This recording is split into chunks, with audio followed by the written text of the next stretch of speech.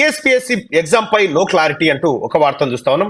Commission chairman 3 మెంబర్ల రాజీనామా ఆమోదించని governor అంటూ ఇది ప్రధానమైనటువంటి వార్త వెలుగు దినపత్రికలో టీఎస్పీఎస్సీ చైర్మన్ కి సంబంధించి. అయితే రిజైన్ చేయబోమంటున్న ఇంకో 2 మెంబర్లు కొత్త బోర్డు వస్తేనే రిక్రూట్మెంట్ రిజల్ట్ పై ముందుకంటూ ఒక వార్తను చూస్తా ఉన్నాం. ఇక అలాగే గ్రూప్ 2 పరీక్షల తేదీలు ప్రకటించిన జరిగేది డౌటే అంటూ ఒక వార్తను కూడా మనం దీంట్లోనే చూస్తా ఉన్నాం.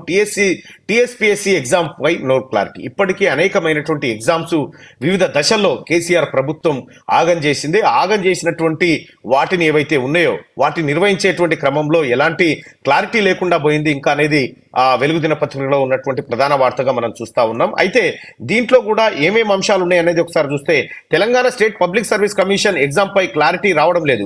గ్రూప్ 2 పరీక్షల తేదీలను అసెంబ్లీ ఎన్నికల టైంలో కమిషన్ ప్రకటించినప్పటికీ ఇప్పుడు వాటిని ఆ తేదీల్లో నిర్వహిస్తారా లేదా అన్నది డౌటే. కాంగ్రెస్ ప్రభుత్వం రాగానే కమిషన్ చైర్మన్ తో పాటు మరో 3 సభ్యుల రాజీనామా చేశారు. ఈ రాజీనామాలపై ఇప్పటికీ గవర్నర్ ఎలాంటి నిర్ణయం తీసుకోలేదు. మరోపక్క ఇంకో 2 సభ్యులు మాత్రం ఎప్పట్లాగే విధుల్లో కొనసాగుతున్నారు. రాజీనామాలను గవర్నర్ ఆమోదించి కొత్త బోర్డు వస్తేనే కమిషన్ కార్యాచరణ ఎగ్జామ్ నిర్వహణపై స్పష్టత రానుందంటూ ఒక వార్తను చూస్తా ఉన్నాం. అయితే గ్రూప్ 2 కానీ గ్రూప్ ఎగ్జామ్స్ కానీ ఇంకా కొన్ని ఇతరత్ర ఎగ్జామ్స్ ఏవైతే ఉన్నాయో అవి సందిగ్ధంలో పడ్డాయి. గ్రూప్ కు సంబంధించి టీఎస్పీఎస్సీ చైర్మన్ రాజీనామా చేయడం, మరో 3 సభ్యులు కూడా రాజీనామా చేయడంతో ఈ నిర్వహణ వ్యవహారం అంతా సందిగ్ధంలో పడ్డది. దీన్ని అతి త్వరలో బాగు చేయాల్సినటువంటి బాధ్యత రాష్ట్ర ప్రభుత్వం పైన ఉంది. ఆ దిశగా చర్యలు తీసుకుంటారు. ఎందుకంటే కాంగ్రెస్ పార్టీ మేనిఫెస్టోలో కూడా చెప్పింది గ్రూప్స్ కి సంబంధించినటువంటి జాబ్ క్యాలెండర్ ఎలా ఉండబోతుంది, ఎప్పుడు భర్తీ చేస్తామనేటువంటి వ్యవహారాన్ని కూడా కాంగ్రెస్ పార్టీ తన మేనిఫెస్టోలో చెప్పింది. ఖచ్చితంగా ఆ వ్యవహారం పైన కాంగ్రెస్ పార్టీ దృష్టి పెడుతుంది.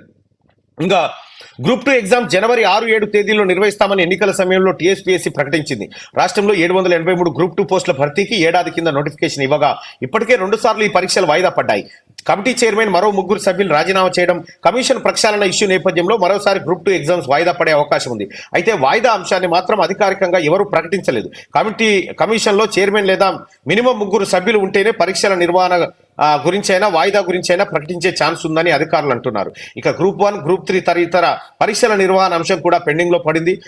9210 పోస్టుల భర్తీ కోసం నిర్వహించిన గ్రూప్ 4 ఫలితాలు విడుదల కాలేదు. వీటి కోసం లక్షలాది మంది ఎదురు చూస్తున్నారు. పలు పోస్టులకు సంబంధించిన ఫలితాలు కూడా రావాల్సినటువంటి అవసరం ఉంది. అయితే ఇక్కడ గ్రూప్ 2 పేపర్లు 2 సార్లు లీక్ చేశారు. కేటీ రామారావు బ్యాచ్ గ్రూప్ 2 పేపర్లనే అమ్ముకురు, ఉద్యోగాలను అమ్ముకురు. న్యూజిలాండ్ వాడు, సౌత్ ఆఫ్రికా వాడు వచ్చి ఎలాంటి ప్రిపరేషన్ కాకుండా అత్యధిక మార్కులు కొట్టి గ్రూప్ 1 ఉద్యోగాలు సాధించే ప్రయత్నం చేశారు. అయితే గ్రూప్ 1 నుంచి ఎట్లాగో ఇక కంఫర్ట్ ఐఏఎస్ గా అట్లా వెళ్ళిపోవచ్చు, ఐపీఎస్కి వెళ్ళిపోవచ్చు అనేటువంటి డ్రామాలతోటి కేటీ రామారావు అలాగే కల్వకుంట్ల కవిత గారు కూడా ఇందులో ఇన్వాల్వ్ అయినట్టుగా అప్పుడు గతంలో ఆరోపణలు వచ్చినాయి. ఏదేమైనప్పటికీ కూడా గ్రూపు టీఎస్పీఎస్సీ ప్రక్షాళన మాత్రం చేయాల్సినటువంటి అవసరం ఉంది. దానిపైన ఒక నిపుణుల కమిటీ వేసి దానిపైన చర్యలు తీసుకునేటువంటి అవకాశం కనిపిస్తా ఉంది. అయితే దానికి నిపుణుల కమిటీకి కోదండరామా లేకపోతే ఆకునూరి ముర్లా ప్రాతినిధ్యం వహించి టీఎస్పీఎస్సీ ప్రక్షాళన విధి విధానాలు ఎలా ఉండాలి, జాబ్ క్యాలెండర్ రూపకల్పన ఏ విధంగా ఉండాలనేది ఆ కమిటీ సూచన చేసే అవకాశం అయితే కనిపిస్తా ఉంది. అయితే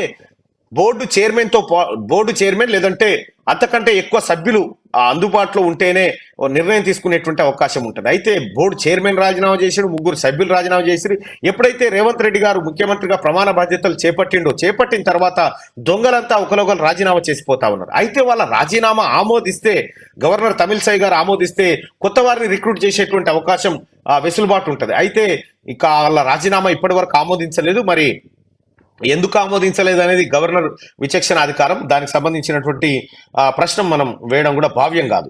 అయితే టీఎస్పీఎస్సీ ఎగ్జామ్ పై ఇప్పటి వరకు మాత్రం క్లారిటీ రాలేదు. ఈ చర్యలు తీసుకుంటున్నారు, ముఖ్యమంత్రి గారు చర్యలు తీసుకోవాల్సినటువంటి అవసరం ఉంది ఈ అంశం పైన. ఎందుకంటే లక్షలాది మంది యువత నిరుద్యోగులు కాంగ్రెస్ పార్టీ గెలవాలి, కేసీఆర్ ఉద్యోగం పోతేనే మాకు ఉద్యోగాలు వస్తాయని చెప్పారు. కేసీఆర్ ఉద్యోగం పోయింది, కాంగ్రెస్ పార్టీ అధికారంలోకి వచ్చింది.